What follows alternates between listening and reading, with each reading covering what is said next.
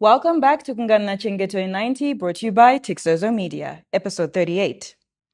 The other medicine elders assumed their delivery positions, pressing on the queen's feet, a method dating back many, many moons, for both healing and conceiving.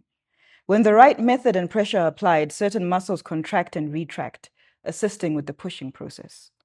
The Queen Mother's song ended, and she advised her daughter to swallow the herbs and not stop pushing until she had the heckling sounds of an infant.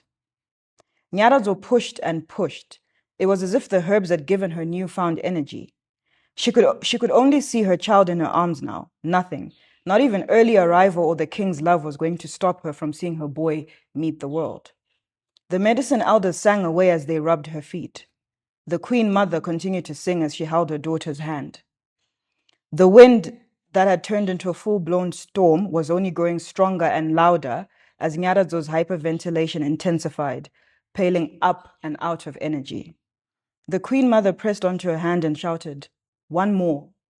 As Nyaradzo screamed at the top of her lungs, pushing with every bit of strength left in her, lightning that made the night look as clear as day struck, and right behind it followed a cry. A sound that the village had been waiting for. A sound that cracked Nyaradzo's fears apart, for he had arrived. Join us tomorrow for more Kungarina Chingeto 90, brought to you by Tixozo Media. Thank you.